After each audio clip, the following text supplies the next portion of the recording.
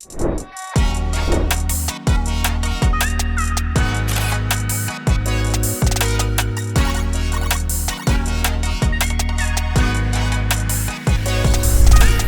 everyone, I'm Riya Joshi and I welcome you to Marketing Unfiltered by Ethinos, where we speak with leaders that are impacting the world of marketing, business, and technology.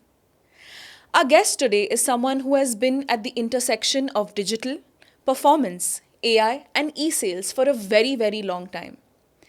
He is the head of digital marketing and e sales at Royal Sundaram. Gaurang Thosani is someone who has seen firsthand how marketing has gone from merely just being about creating awareness to actually impacting business outcomes.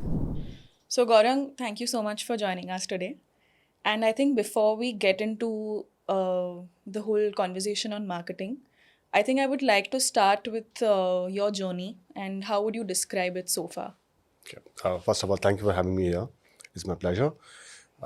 Journey has been quite interesting. It's been almost 17 plus years now. I think all throughout, one thing which I've learned is that a customer who buys insurance, the same customer who also invests money in mutual fund or shares, he's also the person who buys food from a local restaurant. So it's just one customer, right? But he has multiple ways of spending money, multiple places to spend money, Right. and his behavior is different across. Right? This is intriguing, right?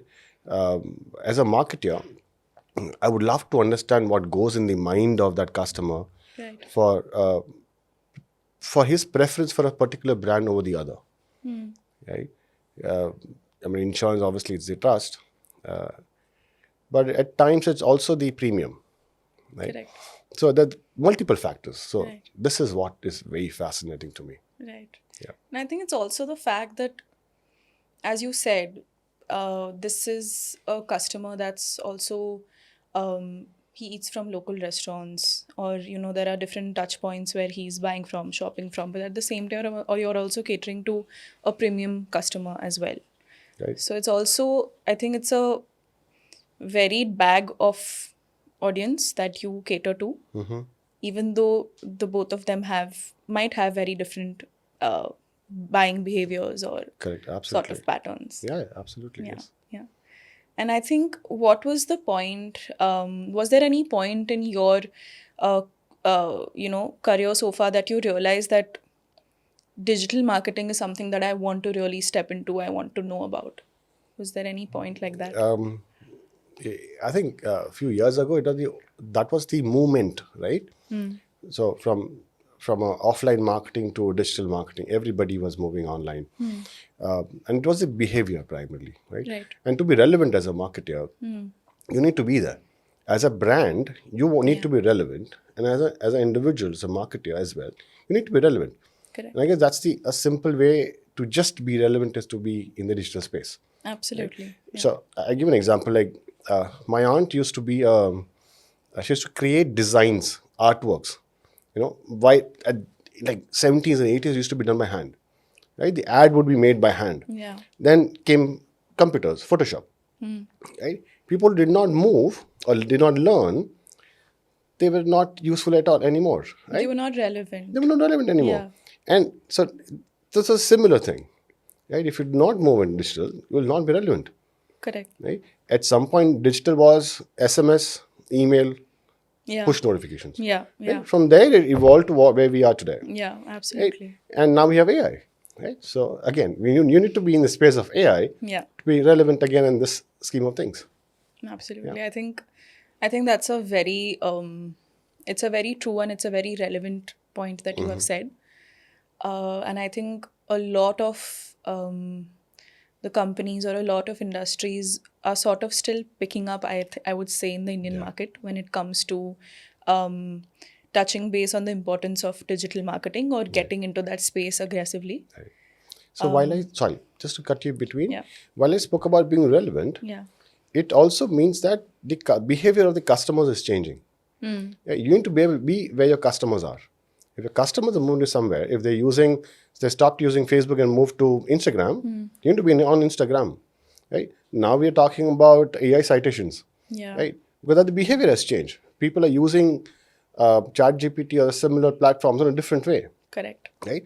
So you need to be there. So it's the behavior of the customer which makes us as a marketer or a brand to shift to a place where they are. Simple as that. Yeah. Absolutely. Yeah. And as you said, I think, you have seen digital marketing evolve through a lot of phases. I think from SEO to performance marketing to AI. So now taking, say, SEO and paid marketing into the picture, how do you sort of make sure that both of them work in tandem and not compete with each other as marketing mediums or per se? So SEO is where um, it's more subtle, I would say, or in a way which is more passive. Right? While it actively helps your P&L, Right. right? Because it reduces the cost of acquisition, right? Of course. That is very much required. It's like your own channels, right? Right. And your paid channels primarily are also required because that's the a set of customers who are searching in a certain way, and that's how paid media helps, right? Right. It's about creating brand and creating the funnel, stronger funnel, right? So yeah, you need to be at both the places, Right. manage it in a way that both give you the right outcome that you need. Yeah. Yeah. I think paid as a source, it helps your ad reach to the customer, and then from the ad, when they sort of come to your landing page or your website, I think that is where even SEO comes into the picture, the user experience. All of that is also, Yeah, yeah. absolutely, yes. Uh, Today, a customer doesn't have a lot of time while they're buying at times, right? Right. Usually, actually, we just want to finish the transaction. You need to be relevant. You need to have the right communication. You need to have the right keywords being used across your landing page and so on. And it's also something in a way, if you look at giving more the right information to the customer, which is easy to understand from an insurance industry which matters a lot today. Correct.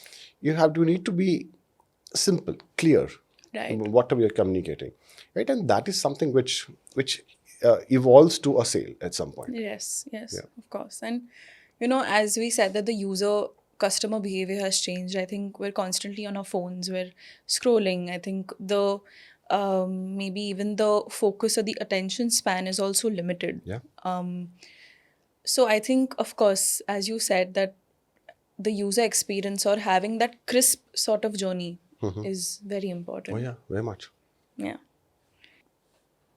So the day you took on PLN management as well, uh, is there something that changed in you or something that became like it became very real for you at that moment?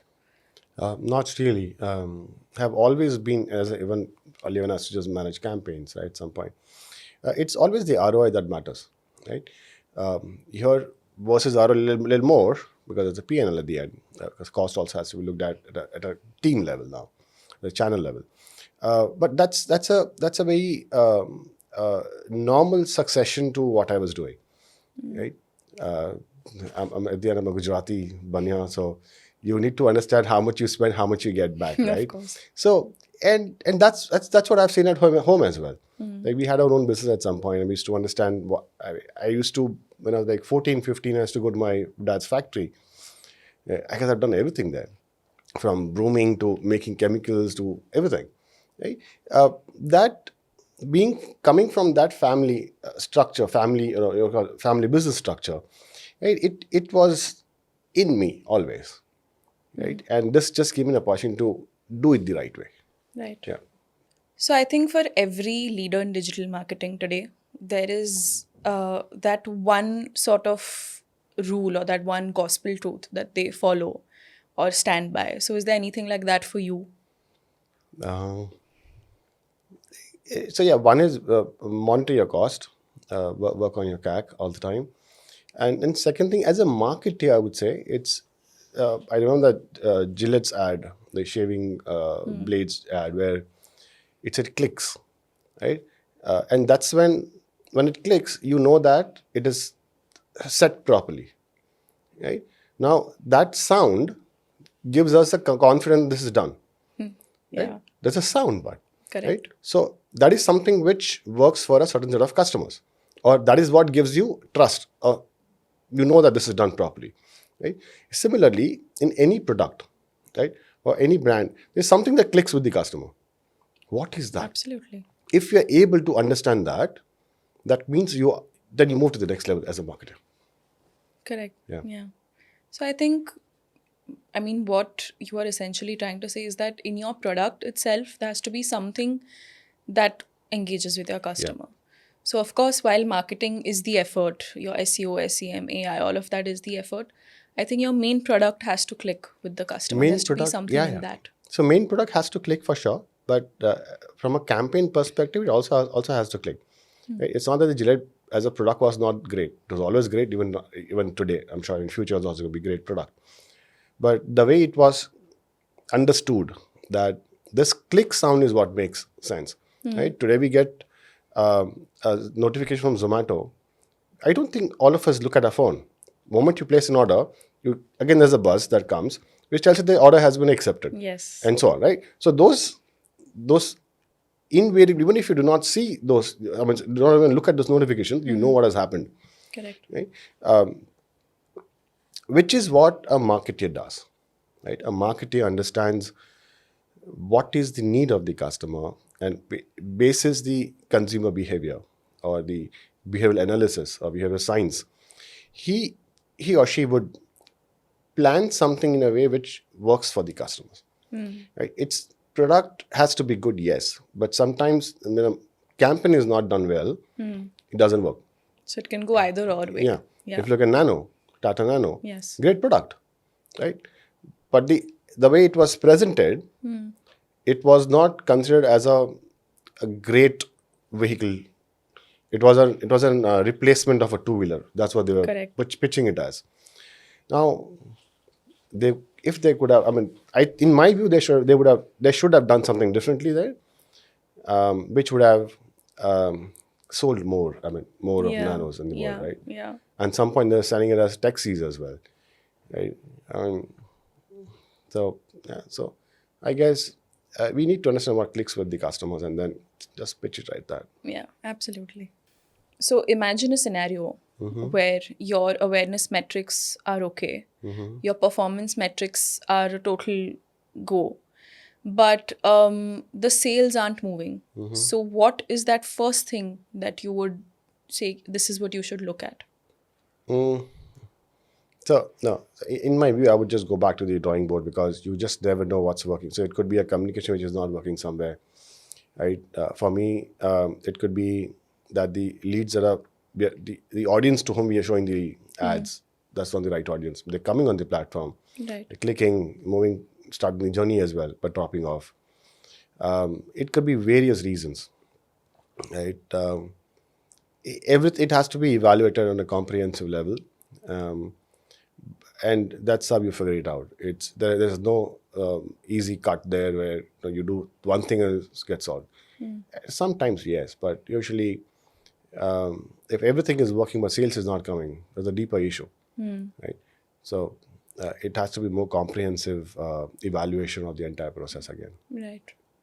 And I think, has there been any situation like this for you where something like this has happened and you have been able to point out that, okay, the audience is not working or my communication is not working? Yeah, absolutely, yes. Right now we're actually focusing on the pricing, Right. Because we see that we're getting X amount of leads every month, but we're converting X percentage, right? Which is low, which was much higher earlier. So we analyze what's wrong in the process, and we said, why not look at the pricing again? And then we realized, pricing is, I'm not comparable to, say, some other brand. Wow. Okay. And we said, let's look at that. So that's what we're focusing on right now. Okay, so you have got AI in your job title. So obviously that's not just a word for you. That's obviously something that you have really dig deep into and you have a considerable amount of knowledge of. So is there any moment with AI where you thought that, okay, this has surprised me when it comes to AI? Or like, um, it was like a moment of complete, you were taken aback because of AI. I was actually surprised when this is for the AI voice agents, the way they negotiate, right? The way the sound quality, right? It's superb, right? Recently I was listening to a sample for lending, for collection use case. Interesting. The customer kept saying that I do not want to pay for various reasons and the family issues. But the AI stuck to saying that no, we understand. There's empathy as well, by the way. There saying that we understand you have some problems in your family. We are concerned about it. But unfortunately, the problem is that if you do not pay, your CIBIL score will get affected. Right? So maybe you cannot pay the entire amount. Can you pay some amount? Right? And so there was empathy, there was negotiation, and still there was, I would not say sternness, but there was control. Right? Humans cannot do that all the time. Right. I mean, they can, but not all the time. Yeah. Right? We are controlled by emotions as humans. AI is not. Right? And if AI can give you, so in a call center business, usually there's a learning curve. When someone joins afresh, they take about 2 months, 2.5 months to understand the processes, products, and then at some point they'll start generating business for you. Right?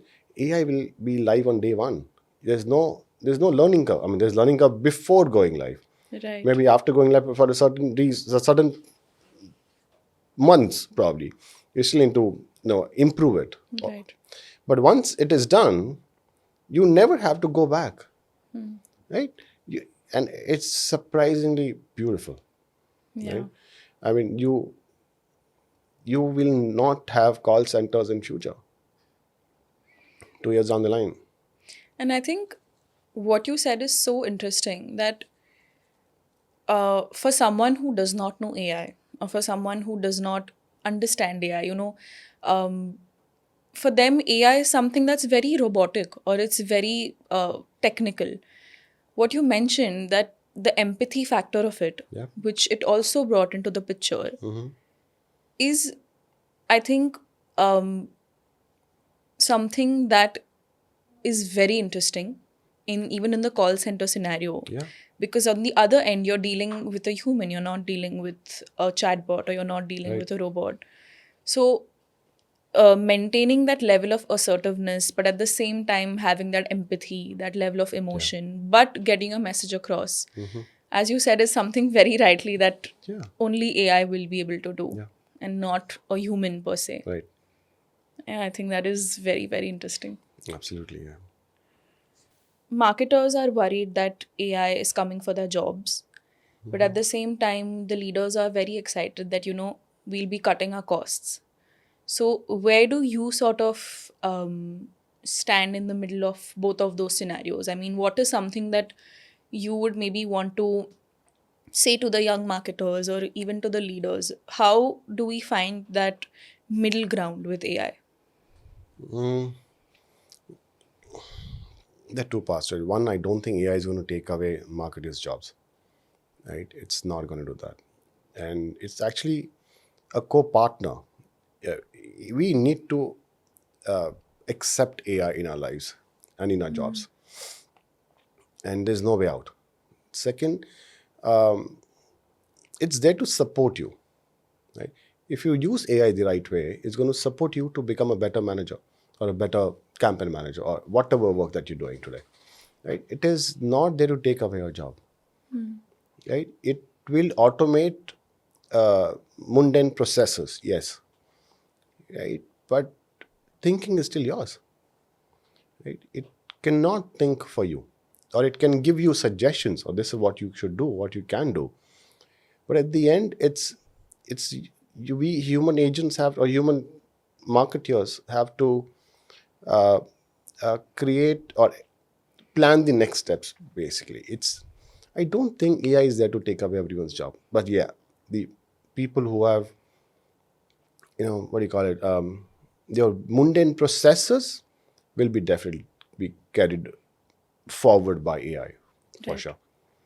But in marketing, there's so much more to do. I mean, the way we can think of the experience that we have, right? There'll be suggestions from AI at that point, but I don't think AI is going to take over marketing jobs.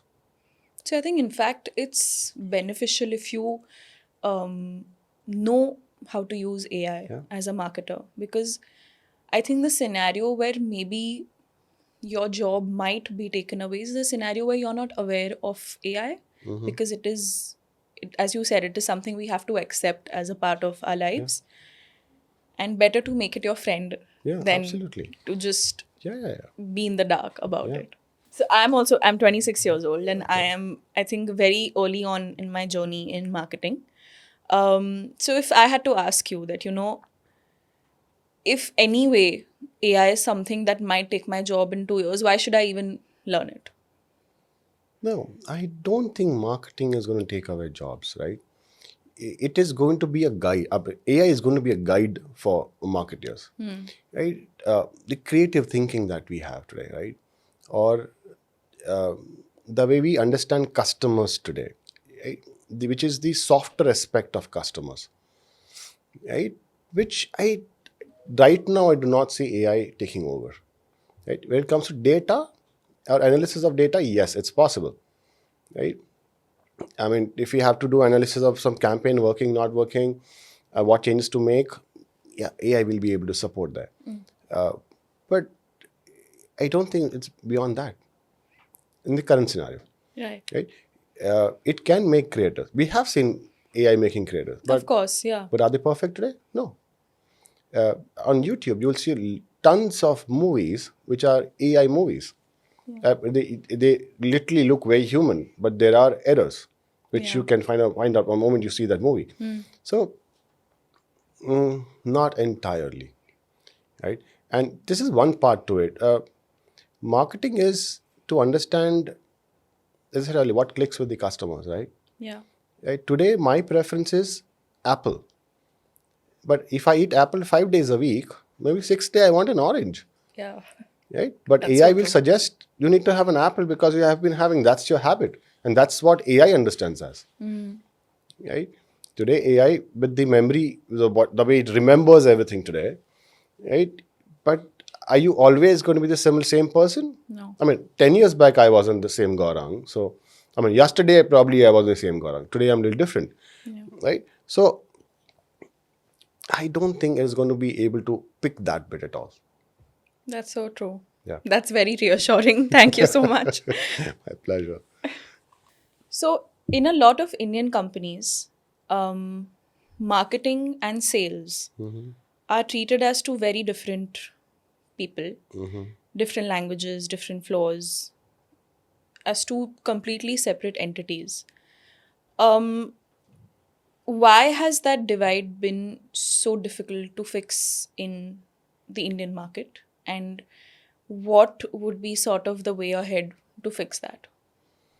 Uh, I don't think it's across these segments, maybe few companies here and there.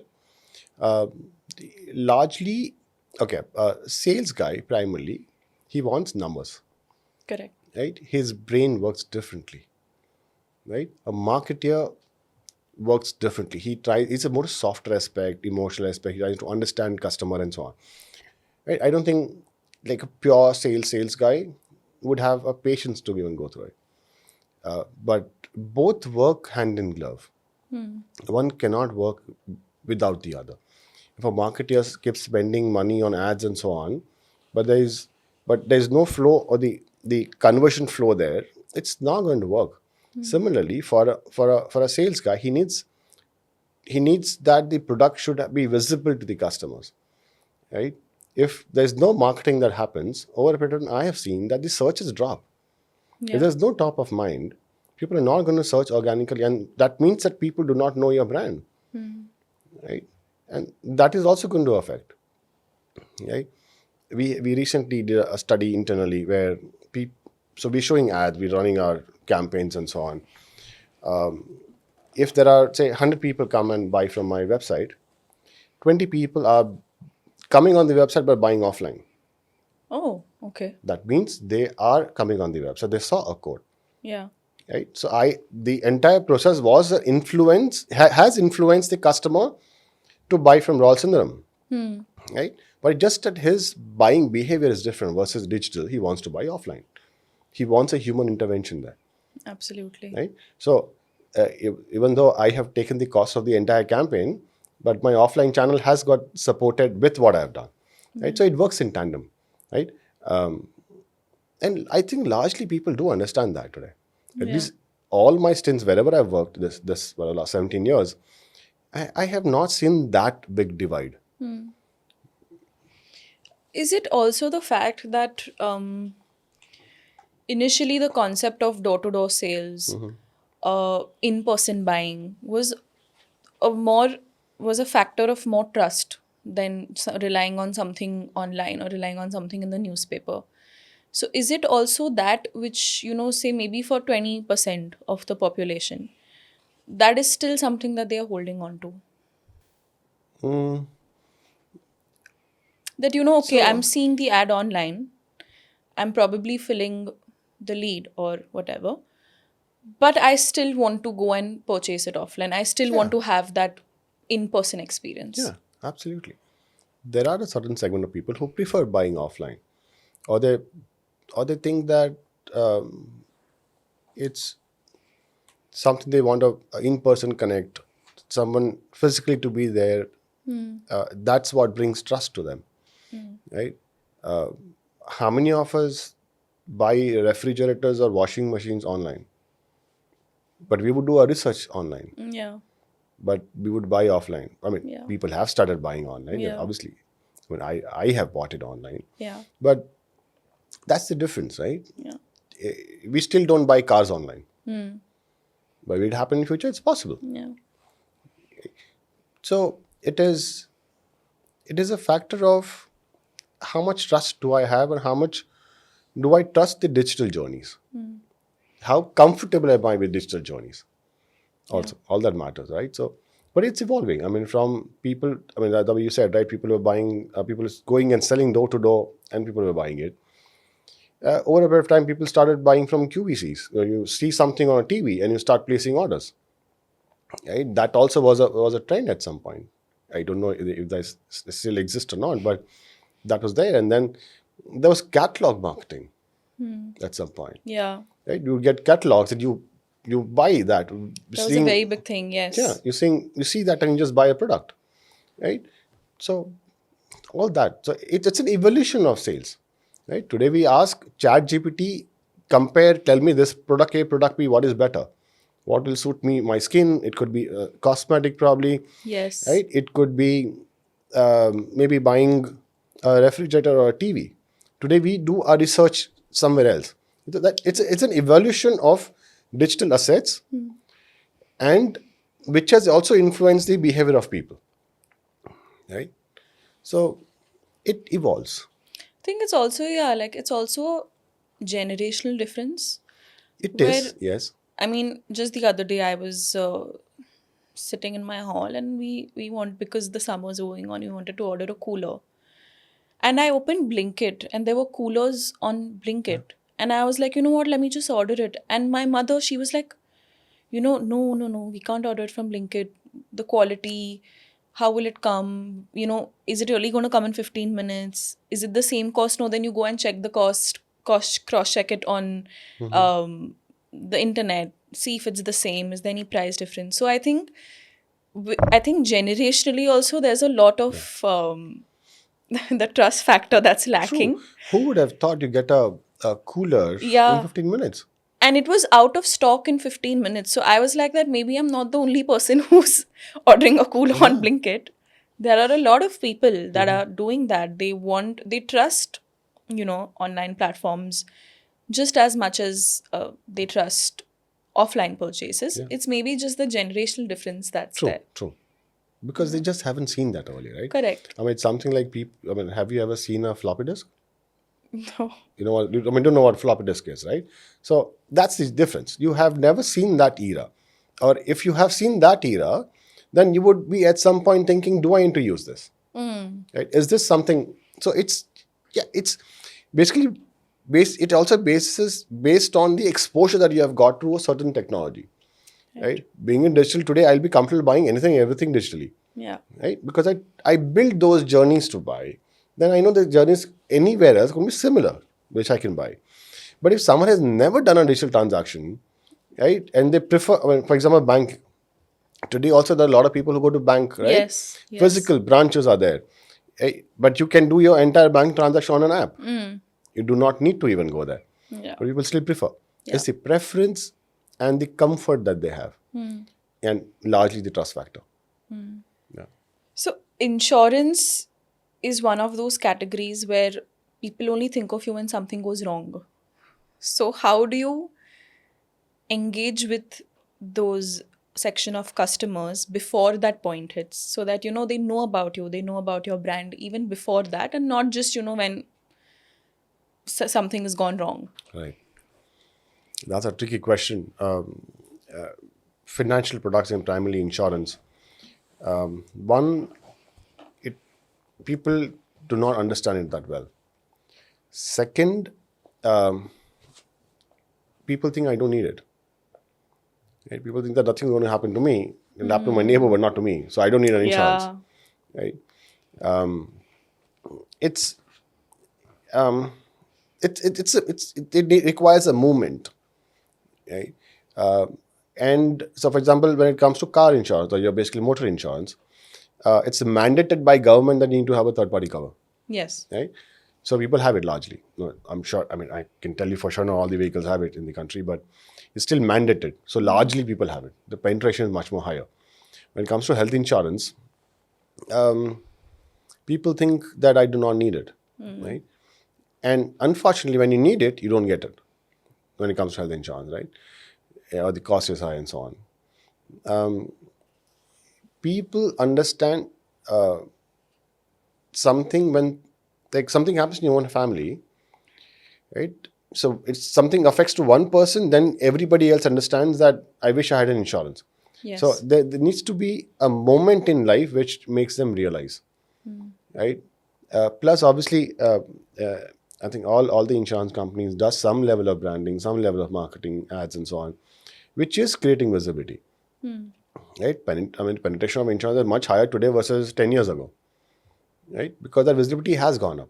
And over a period of time, I mean, also the communication, the way it was, or the content of an insurance 10 years back versus what is today is very different. Today, it is much more simpler to understand versus what it was earlier, right? Yeah. So there has to be an effort from all the insurance companies, the regulatory bodies, which is there today. Yeah. Right? And there's a lot of support across, and that's how it is there where it is today. Right? So it's a journey, but we're there.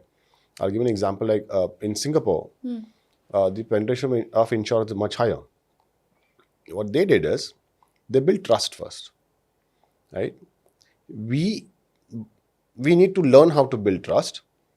Right? But what we have the strength is the innovation that we have in India when it comes to insurance, or the way we bring products out, right?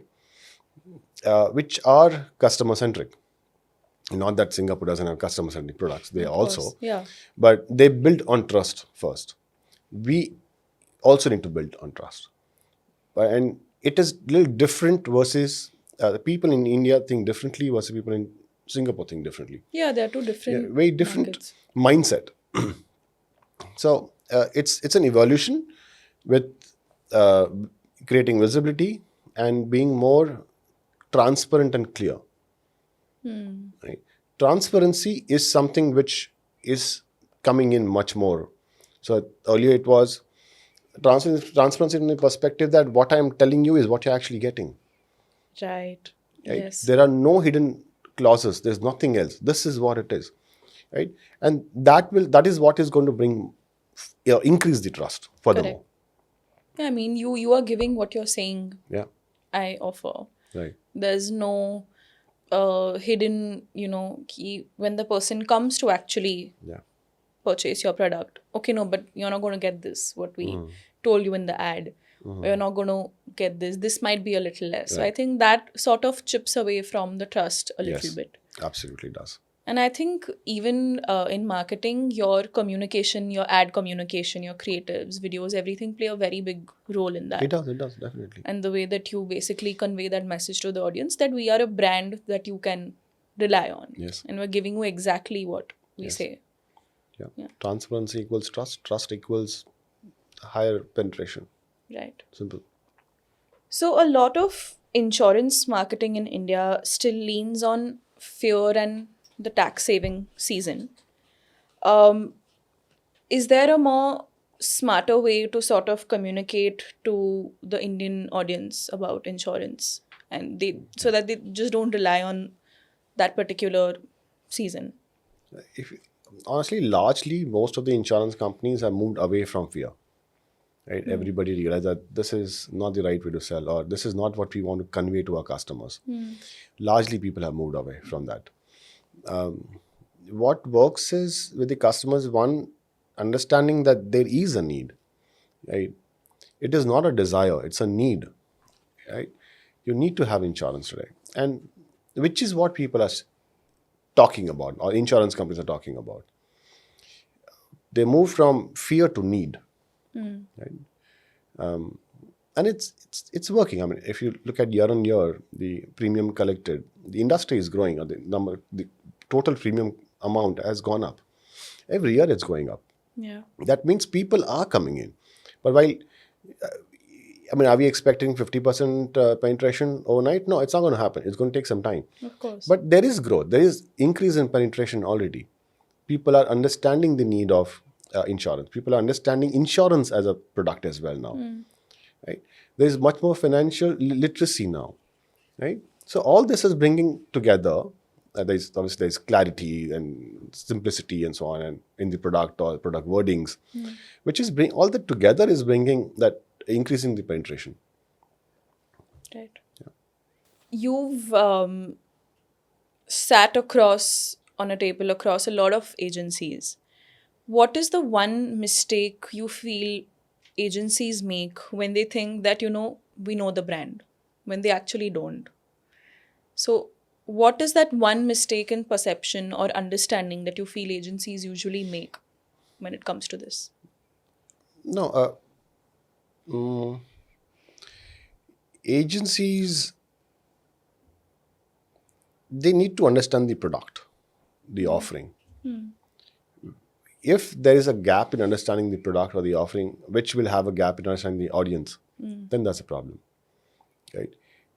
If I have not seen anything like that, where largely, I mean, because as a marketer, as a brand, we will also ensure that the agency knows what product we are offering, and why do we need to offer in certain way. Initially, obviously, there will be a gap, right? Because, but with time, people pick up. Now, the only problem can be if your partner, what do you call it, your Spock in the agency keeps changing, then that's a bigger problem. That is so true. Right? Yes. Which happens at times, which I have Yes. seen a lot of times. Yeah. Right? That creates a problem. That creates a gap. But if someone is going to be with you for a longer period, they understand what it is. And it's also on the agency's part to do their own research. Yeah, own homework. Yeah. Understand the product, right?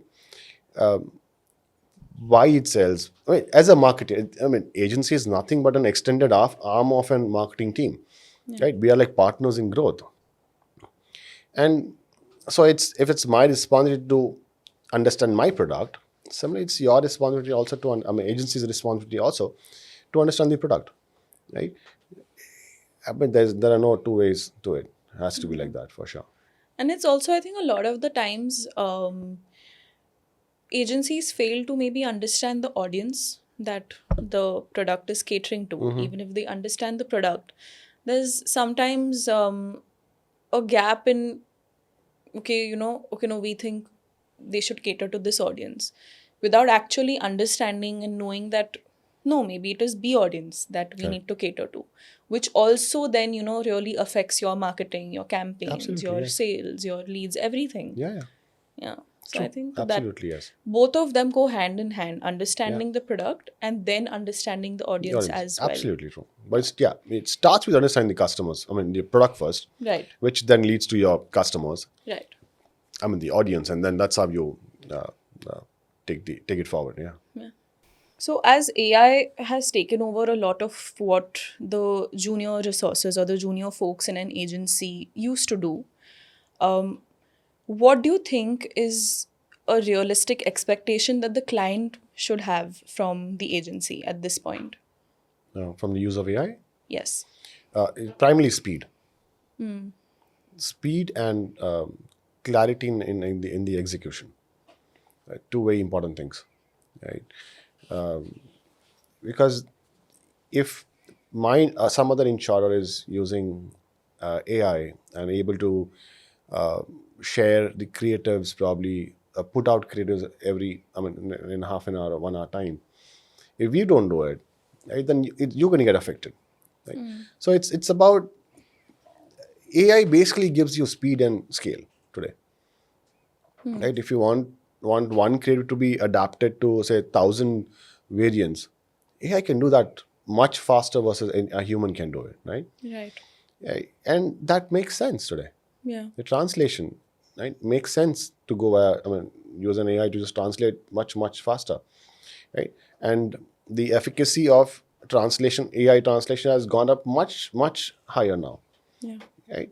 And it there definitely also saves you money, right? More than money, actually time, because if you have to convert your one English language into like say 15 Indian languages or 10 Indian languages, this is much more easier to do it by AI, and because it's faster, it also saves money. Yes. Yeah. And what is a sort of new value that an agency should bring to the table with AI in the picture now? So one is having conversations. One is understanding what AI can do. That's first. Support the brand in executing things faster, right? And insights. Right? The most important thing is insights. Yeah. Today in digital marketing, everything is data, right, for us. So from data to insights, how easily, how faster is the agency, partner agencies are able to give and share details. That makes a lot of difference, right? It's about coming up and saying, I know what we did is not working out. This is what we should do it. This is the data, this is the analysis, and so on. Or coming up and saying, this is what we did, is working superbly well, let's continue doing it. Right? It's not just what to do, but why should we do it? Right? That something is the way in agency partner adds value to the brand. Right? Now again, I'm saying agency partner and not an agency. Yeah. Is because we are partners in growth, a brand Yes. and a partner agency. Yeah. And I think that is such a nice way to put it because, I think we've been talking about SEO, SEM, AI, everything working hand in hand. But at the same time, even the agency and the brand, they are also partners Yep. that are simultaneously contributing to the growth. True. So I think agency partner is a very nice way to put it. Yeah. And we've got a great agency as well. So So Gaurang, thank you so much for being here. And I think today's conversation has been so insightful. And there are so many things that, our audience can go back with of all generations. And this was really, really amazing. And we look forward to having you here again. thank you so much for having me. It's my pleasure. Thank you.